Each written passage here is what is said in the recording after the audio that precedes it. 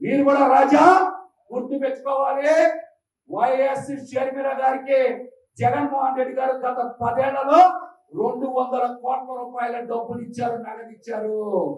మీరు తెలుసుకోవాలి రాజా. ఈ అంశాన్ని తెలుసుకోకుండా మీ ఇష్టం వచ్చినట్టు మాట్లాడితే కుదరదు.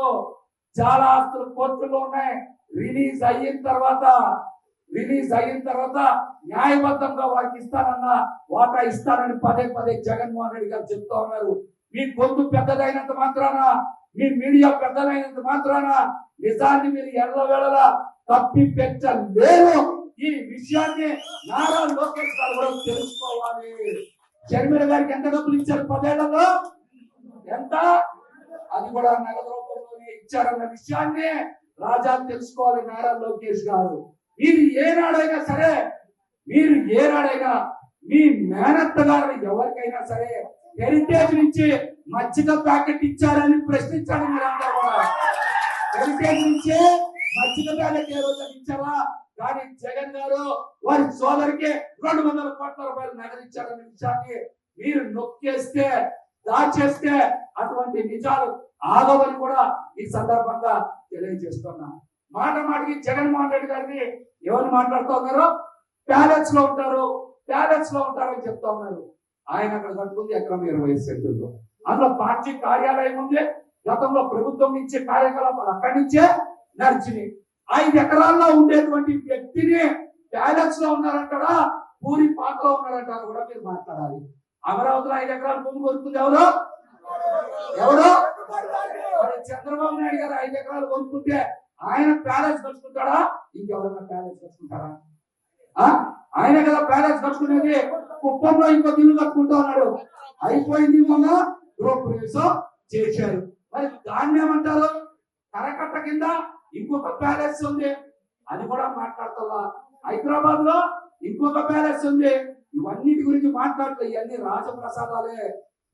వేల కోట్ల రూపాయల ఇల్లు ఆస్తులు చంద్రబాబు నాయుడు గారు పదే జగన్మోహన్ రెడ్డి గారిని ప్యాలెస్ లో ఉన్నామంటే తిప్పి కొట్టాల్సిన బాధ్యత మన మీద ఉంది. అట్లానే మన ఉప ముఖ్యమంత్రి పవన్ కళ్యాణ్ గారి కార్యాలయం ఎంత ఉంటుందో తెలుసా? 15 ఎకరాల్లో ఉంటుంది. ఎంతలో ఉంటుంది? 15 ఎకరాల్లో ఉంది. ఆయన ప్యాలెస్ లో ఉంటున్నారా? ఎకరంలో ఉండేటువంటి జగన్మోహన్ రెడ్డి గారి ప్యాలెస్ లో ఉంటున్నారా? 15 ఎకరాల్లో ఉప ముఖ్యమంత్రి కార్యాలయం ఉంది. గతంలో జగన్మోహన్ రెడ్డి గారు ఏమన్నారు? మీరు ఇంటి నుంచే పరిపాలన చేస్తారండి, బయటికి రారండి అని మాట్లాడారు. ఇప్పుడు ఉప ముఖ్యమంత్రి గారి కార్యాలయంలో నుంచి కదా పాలన చేస్తా ఉన్నారు. జనసేన పార్టీ కార్యాలయం నుంచి కదా పాలన చేస్తా ఉన్నారు. దీని గురించి ఎందుకు మాట్లాడరు? అంటే మీరు చేస్తేనేమో అవన్నీ మంచి పనులు, సామెత బాగోదని చెప్పరా? మీరు చేస్తేనేమో మంచి పనులు, మిగతా వాళ్ళేమో మీడియా చేతిలో ఉంటుందని వదచల్లే పనులు మాట్లాడతారా? చెప్పమనండి. మంగళగిరికి ఇచ్చే తమ్ముడు అన్నయ్య కోసం. తమ్ముడు ఎవరు తెలుసా? ఎవరు అన్నయ్య? ఎవరు తమ్ముడు అన్నయ్య కోసం ఏం చేశాడు తెలుసా? మంగళగిరిలో అల్లా బక్షు అనే వ్యక్తిని బెదిరించి 60 సెంట్ల భూమి రిజిస్టర్ చేయించిన మాట ముమ్మాకి నిజం. అల్లా బక్షు ఫైల్స్ గురించి కూడా తర్వాత మాట్లాడతాం. ఇది సందర్భం కాదు, అందుకని చెప్తున్నా. తర్వాత ఖచ్చితంగా మాట్లాడతాం. అల్లా బక్షు ఫైల్స్ ఎవరు తెచ్చారు? అన్న మీద ప్రేమతో తమ్ముడు అల్లా బక్షు నీకు చెప్పకుండా నేను చెప్తా ఉన్నాడు. ఆ ఫైల్స్ గురించి కూడా మాట్లాడతాం. మాట్లాడతాం. వెన్నుపోటు దినోత్సవం దేనికి చేస్తాం తెలుసా? వైఎస్ఆర్సీపీ పార్టీ చేస్తారా, జగన్మోహన్ రెడ్డి గారు చేస్తారా? ఇది 5 కోట్ల మంది ప్రజలకి వెన్నుపోటు పొడిచి సంక్షేమ పథకాలు ఇవ్వకుండా, అభివృద్ధి చేయకుండా 1,25,000 కోట్ల రూపాయల అప్పులు చేసి 5 కోట్ల మంది భవిష్యత్తు మీద దబా అని 6 సార్లు వెన్నుపోటు పొడిచినందుకు జనసామాన్యం తరపున వైసీపీ సైన్యం, జగనన్న సైన్యం చేస్తున్న పోరుపాటే వెన్నుపోటు కార్యక్రమం కూడా తెలియజేయండి. 5 కోట్ల మందికి అండగా నిలబడటానికి, 5 కోట్ల మందికి సంక్షేమ పథకాలు అందించడానికి, 5 కోట్ల మందికి అభివృద్ధికి అందించడానికి చంద్రబాబు పవన్ కళ్యాణ్ గారికి చేసినటువంటి మోసాన్ని తెలియజేయడానికి వెన్నుపోటు కార్యక్రమం చేస్తా ఉన్నాం. మొదటి ఏడాది ఒక్క పథకం అన్న ఇచ్చారా? ఒక్క పథకం అన్న ఇచ్చారా? చెప్పమనండి. అమ్మఒడి ఇలా, రైతు భరోసా ఇవ్వాలా, ఫీజు రీంబర్స్మెంట్ ఇవ్వాలా, ఉచిత గ్యాస్ సిలిండర్ ఇవ్వాలా, ఉచిత బస్సు ఇవ్వాలా, ఏమి కార్యక్రమాలు ఇవ్వలేదు కదా. మరి ఇవన్నీ ఇవ్వకుండా సూపర్ 6, సూపర్ 7 తో పాటు 143 సంక్షేమ పథకాలు ప్రకటించి ఒక్కటంటే ఒక్క సంక్షేమ పథకాన్ని కూడా అమలు చెయ్యనందుకు మనం వెన్నుపోటు దినోత్సవం చేస్తా ఉన్నాం.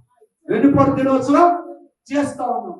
రాష్ట్రంలో ఒక్క రూపాయితో కూడా అభివృద్ధి కార్యక్రమం చేయకుండా 1,25,000 కోట్ల రూపాయలు అప్పు చేసినందుకు వెన్నుపోటు దినోత్సవం చేస్తా ఉన్నాం. ఈ రాష్ట్రంలో సంవత్సరానికి 4 లక్షలు, 5 సంవత్సరాల్లో 20 లక్షల ఉద్యోగాలు కల్పిస్తానని చెప్పి 2,30,000 మంది వాలంటీర్లని, ఈ రోజున సచివాలయ వ్యవస్థని, అలాగనే రేషన్ వెహికల్ డ్రైవర్ని, లక్షలాది మంది ఉద్యోగస్తుల్ని తీసేసి నిరుద్యోగులుగా చేస్తున్నందుకు వెన్నుపోటు దినోత్సవం చేస్తున్నామని చెప్పండి. రైతులకు ఎక్కడన్నా మద్దతు ధర ఉందా? ఎక్కడన్నా రైతులకు మద్దతు ధర ఉందా? మీ జిల్లాలోనే చూసుకోండి, ఒక్క రైతు కన్నా మద్దతు ధర ఉందా? ఒక్క రైతు దగ్గరైనా సకాలంలో కొనుగోలు చేసి డబ్బులు చెల్లించారా? ఇవేమి చేయలేదు కాబట్టి రైతులకు అండగా నిలవనందుకు, రైతుల్ని మోసం చేసినందుకు, రైతులకి రైతు భరోసా మొదటి సంవత్సరం ఎగ్గొట్టి 2వ సంవత్సరానికి కూడా ఎగ్గొట్టడానికి సిద్ధంగా ఉండాలి. కనుకనే రైతుల తరఫున మనం వెన్నుపోటు దినోత్సవం చేస్తున్నామని చెప్పండి. ఈ ప్రభుత్వంలో పేదలకు కొనుగోలేది ఏమీ లేదు, పేద ప్రజలకి జరిగేది ఏం లేదు, అంతా పెట్టుబడిదారులకి, పెత్తందారులకి.